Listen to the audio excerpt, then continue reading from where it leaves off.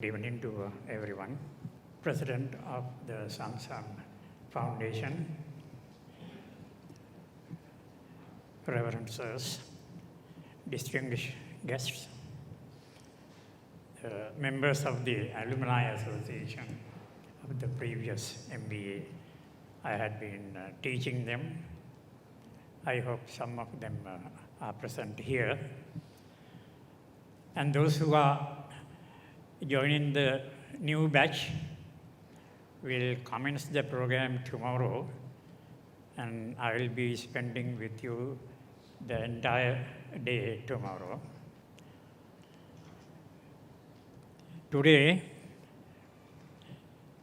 I welcome this opportunity to say a few words based on my experience and learning for many years. I started the study of the discipline of management in 1966, well before some of you were born, I suppose. I was in the then Vidyodaya University, the first batch of students studying management. In 1981, I started an MBA program at the University of Sri Gunapala. At that time, there were only 5 MBAs in the country. When I retired in 2012, I had seen over 3,000 MBA students, business, public, gone through my institution, the Postgraduate Institute of Management. Now I don't know how many are there in the market.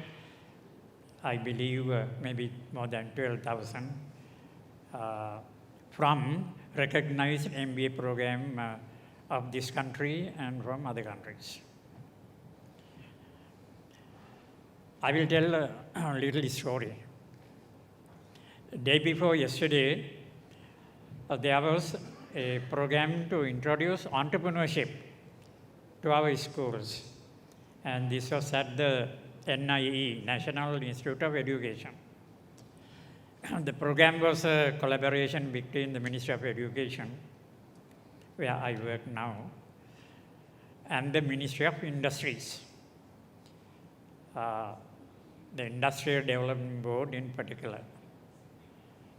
The Secretary of the Ministry of Industries was there, and she was one of my students. She said in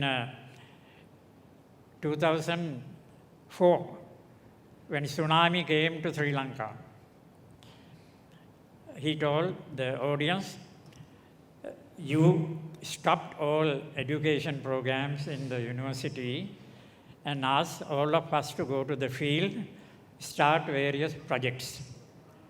And she said she was in a team of 3 doing a project in Hikkaduwa, constructing fishing boats. And I, with other people, had collected 211 million rupees during that particular year to launch tsunami projects in Sri Lanka. Perhaps that was the largest. So these students spent more than 3 months, did projects. They had both constructing factories. I remember one project produced 66 boats. We had lost 96,000 boats in the country. Now I am talking of large boats, not the small ones, power-driven ones. So this lady said, we prepared the report, and as part of the MBA, we came and made a presentation. So after the presentation, sir, you gave us 100 marks, and then invited all the 3 to your room and offered a cup of tea. And then thereafter, you hugged 3 of us and then said, all you are stupid fellows. I think I had a vague memory of saying this. Then she said, why? They asked, why do you say we are stupid? And I have said, you have produced so much of knowledge, but you are not going to use them. You will be in public service. All the three were public servants. Sri Lanka Administrative Service, and one was SP Kalutara, and the other one was an officer from a provincial council. So I said, you are not using the knowledge, and therefore you are going to be stupid, because you are going to depend on your salaries. Now, if you have learned, use the knowledge. Now, she said, I took that message seriously.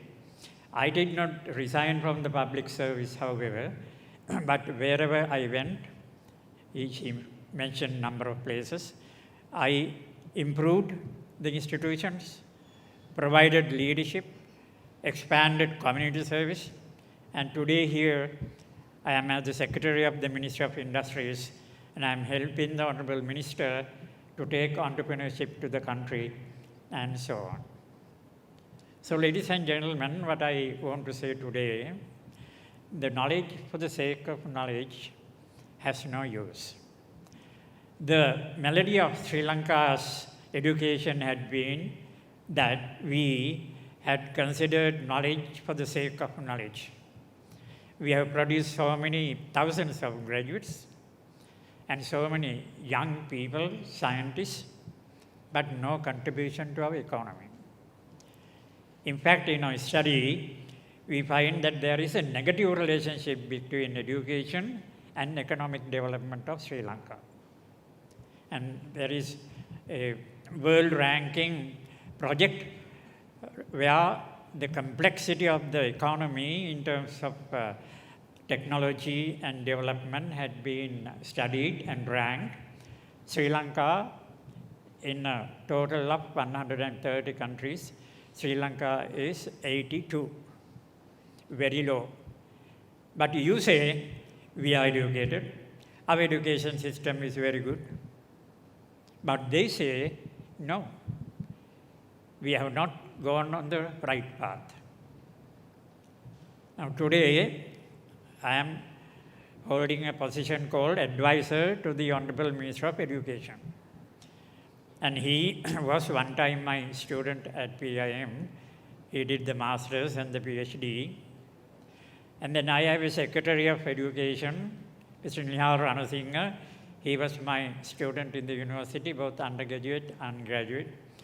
Now we have the Secretary to the President, was my student.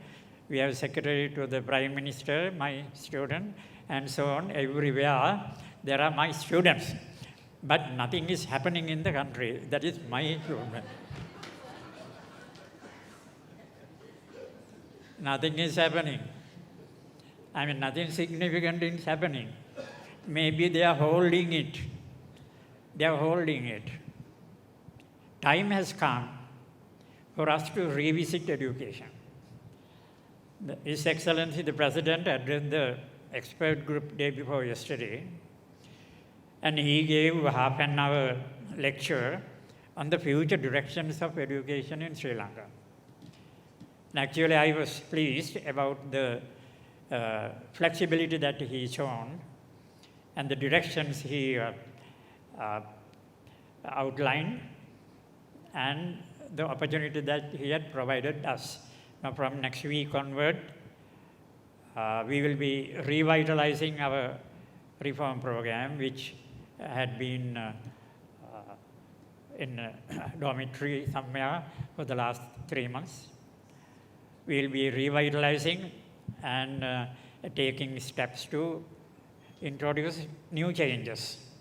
I don't take this opportunity to detail out all this, but a few things may be of interest to some of you. To reduce the burden of examinations of O-level. At A-level, we will increase the number of streams from 4 to 7, and provide for more applied and technical subjects, and link the general education better with higher education and technical and vocational education. Grade 5 scholarship examination will be revisited. The number of examinations at O level will be reduced, the compulsory number will be reduced to 5. And that is what I want to see, but I will fight for that, not more than 5. And make ICT compulsory. Bring in food and agriculture as a compulsory subject or near compulsory. And introduce STEM education, robotics and artificial intelligence as subjects from grade 10 onwards. And all national schools will be renamed as lead schools. There will be 520 boards of education established in the country. Under each school board, there will be about 20 to 22 schools, small ones and medium size. The school boards will manage, supervise, and enrich the poorer schools, and the government will give an enhanced criteria-based budget to the school board to give to each school. Each school must find a government-supported budget. And then many other programs of quality improvement, teacher training will be organized around the new school boards. The President also wanted to set up a school supervision authority in Sri Lanka. And that has been considered for a few years. When he was the President also, he wanted to do that. Prime Minister, he wanted to do that in 2015 and 16. So that will be revitalized, because supervision of schools is a very important instrument to keep our government schools going. Now today our schools are dying. Already no students in grade 12 and 13. So partly closed. And Royal Principal recently told me, even in grade 10 and 11, students are now taking Cambridge exams and other exams. They are not coming to school. So the school system is being challenged. And examinations conducted by foreign universities and programs in the country are challenging our entire education system. So ladies and gentlemen, therefore, this time the formulation of education policy and the enactment of a Education Act and setting up a new university for education and the reclassification of schools and the new syllabuses and new training programs and so on will bring in the next 3 years some light and some hope to our system of education, I believe. Now this MBA program, the organizers asked me, say a few words about why one must do an MBA or a mini MBA. I can't tell why one should do an MBA in 5 minutes. I say, if you don't have anything else to do the MBA. Because today you don't need any certificates to learn. There is artificial intelligence. If you go for chat, GIT, whatever, you can find answers to any problem. In the future, it will improve. They will learn 100 times faster than the human beings. They means AI, artificial intelligence. So they learn, and they perhaps will overtake us. And therefore, those who want to learn, there are a lot of opportunities. But I found in my study and practice or whatever of management since 1972, I first joined the public service in 1972 as an instructor of commerce at Kandy Technical College, Polytechnical College. Since then, I have met people, I have worked for bosses, and I have done various projects, and I have visited various other countries, seen, studied, learned, unlearned, and so on. If someone asks, what is to master in management? The first thing, I would say decision making. The anatomy of management is making decisions. This country is full of officers who cannot make decisions for the betterment of the public. The art and science of decision making has to be learned doing and following others, not by book alone. The book says there is a process of rational decision making, and you go down to the root of the cause, find the reasons for the problem and address them and develop options, see cost benefit, and all that is available in the book. But I have seen the art of decision making is like this. Number one, we don't have to solve all the problems that we encounter. We don't have to make decisions all the time to solve problems. But we must know how to postpone the problems. That is a better way of living in our organizations. Don't solve, but postpone. Now, if you can't postpone a problem, then you learn to live with that. The problem is there, but you live. I joined the Ministry of Education as a senior consultant in 2015. Since then, I have seen on Mondays, then it was Wednesdays, hundreds and hundreds of teachers flock into the Ministry of Education in corridors everywhere. They come for two things. Parents come to admit a child. Teachers come to get a transfer or looking for the justice for some mistake. For those years, 8 years, even today. So the ministry is living with that problem. No problem for the ministers and the secretaries. Live with the problem. Now, if you can't live with the problem, then the third way of solving the problem is to pass the buck to some other organization or a person. Displacing the problem, displacing. Now, I was advising, of course, I don't advise my minister or the secretary because they advise me. So my job is I go and listen to them. I have learned I should not open my mouth unless it is very essential. In communication with the boss, the first and the last rule, is say what is less than necessary. Say less than necessary with your boss.